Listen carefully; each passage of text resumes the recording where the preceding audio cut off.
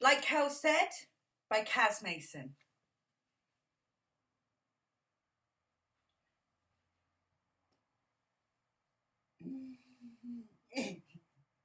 I'm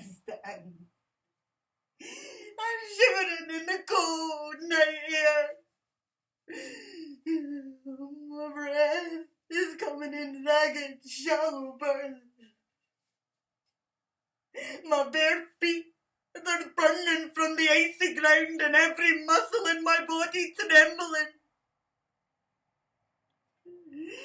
The black van, it looms behind me, a silhouette covering what little light there is from the moon. I can't feel my hands anymore, they're numb from the pain, or maybe it's the cold that's taken over every inch of me. I can hear the sound of his heavy boots crunching against the brittle leaves. He dragged me from my bed so fast, I barely had time to realise what was happening. One moment I'm asleep, and the next I'm out here, stranded in the dark like prey waiting for a predator to strike. And I know he's coming. I can hear the heavy boots, the soft deliberate steps of Anthony. The sound of my death is drawing nearer. I am going to die tonight. There's a certainty of it suffocating me like the bitter wind. I want to scream! But my voice is dry and won't come out. There's nothing I can do to stop this. He's circling the van, coming to face me. My leg twitch in an instant to run, flare up, but my body feels frozen in place. Run, Kelly, run! My brain is screaming, but it's too late. His hands are on me, shoving me hard. I hit the ground with a thud, the leaves crunching beneath me. The cold earth seems to seep into my skin. I try to scramble to get away, but it's pointless. He's already standing over me, blocking out what little light there is from the moon. I can't see his face, only the outline of the gun. The barrel feels like it's staring straight into my soul, and everything goes quiet for a minute. The leaves, the wind, the sound of my own heartbeat, it's gone. And I can't help think back to that fateful day when this all started.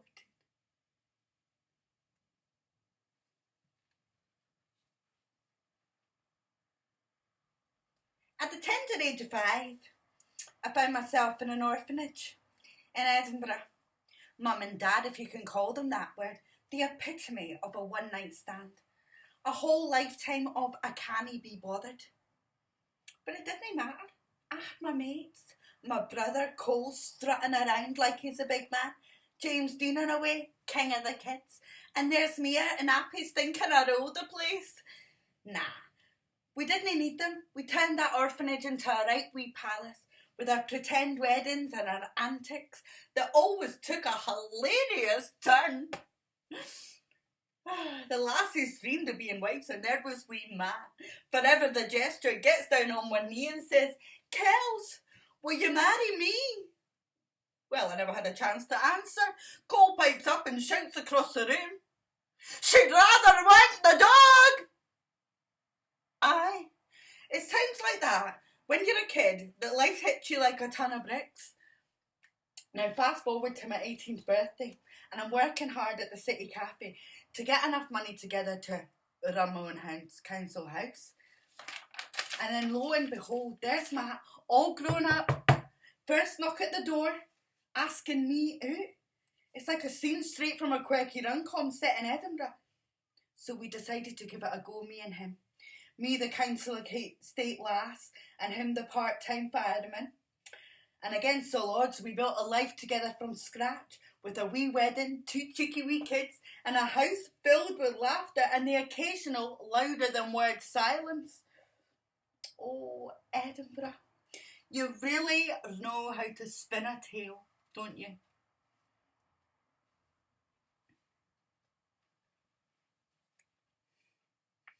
It was March. The sky was brighter than my prospects. The weather was decent enough for me to feel like I could conquer the world, or at least hang my washing out without freezing my bits off. So there I was, feeling all domesticated, humming to myself like a proper housewife, until Matt showed up. Oh, Matt, the human fucking tornado. Honestly, I'm not sure if he'd moved in or his belongings just started staging a hostile takeover. One day I woke up and it was like living in a sock store. An endless sea of mishmash socks, all demanding breakfast. So there we are, playing house.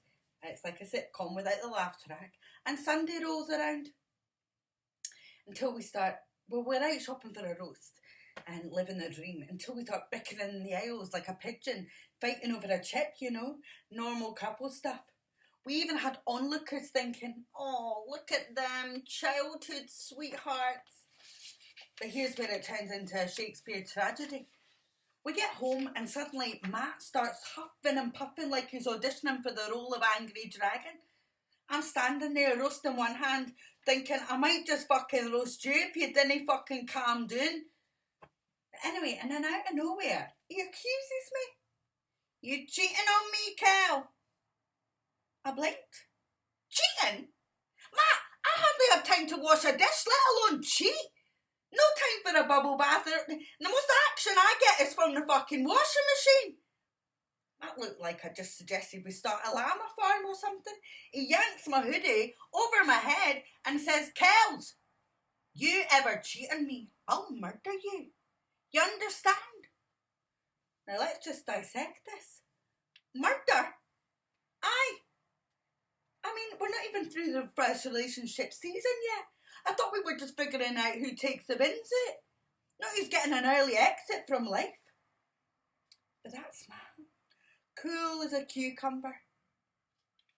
He's like one of them fancy cocktails, looks refreshing on the outside, but one sip and you've got chaos. 1 minute we're sharing midnight laughs, and the next he's referencing to murder like it's a Tuesday evening pastime. So why do I stay? Because when you've known someone since they were in nappies, walking away is really hard.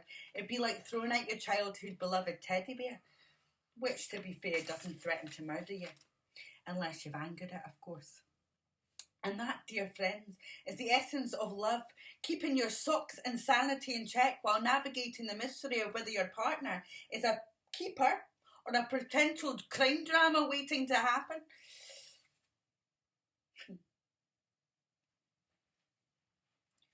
Matt, you won't believe what happened to me today. Well, I was at the shops, minding my own business, and this girl, Leela, comes up to me. You know the one, the British Indian that hangs around with those 7 white guys in a punk band or whatever.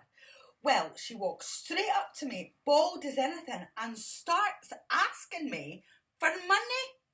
So naturally, I said, what on earth do you need money for? She's like, oh, we're in a band, we need it. Like that was the most obvious thing. I actually laughed. I said, in a band or no, I'm not your fucking ATM. And get this, Matt, she didn't even blink. She just stands there like I meant to get my purse out. And when I told her I didn't have any money for a band or whatever, get this, before you know it, she just smacked me in the face. I told her. So here I am, with an empty purse, a sore cheek and no shopping. I'm sorry, Matt. Next time I'll take you with me, I promise. Well, the second that I told Matt, his face just exploded. He starts going on about next time who these people are from, next time he's coming with me. I mean, he looked like he'd just started a house fire or something. First came out his mouth was, Kelly, you just let her hit you. Like I was supposed to do ninja moves in the middle of the bread aisle, Matt. What the fuck was I meant to do? 12 rounds? But he wasn't having any of it. He kept going on and on about who this girl was. Why is she asking for money? Where do these people come from? I shrugged and said a punk band in the bread aisle. Well, that didn't help. I had to remind him it's a local corner shop and security's about 80. What was he going to do, wave a stick at me? But Matt wouldn't let it go. He kept going on about how next time he was coming down and he's not letting that girl 10 feet in front of me.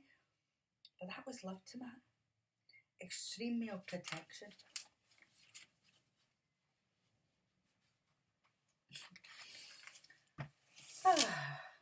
Funny, innit? Life. Like, you know someone, like you've got this unspoken thing with them, just you and them against the world. And then bang! They're not your fucking sideways.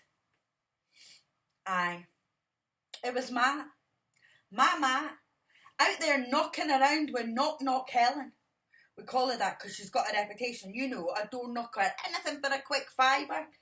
Like you just got a tattoo one drunken night. Like I meant to say, aye, fair enough, darling. A tattoo's a tattoo.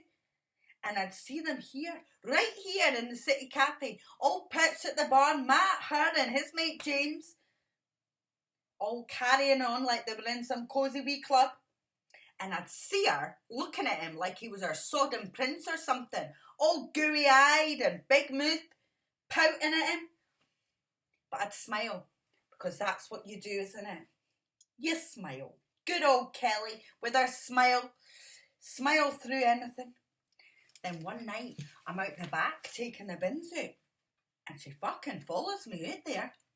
All big eyes like a banshee and breath like cheap vodka. She tells me she's in love with a man. I tell her that's not my fucking problem and shove her off. But she's no fucking done yet.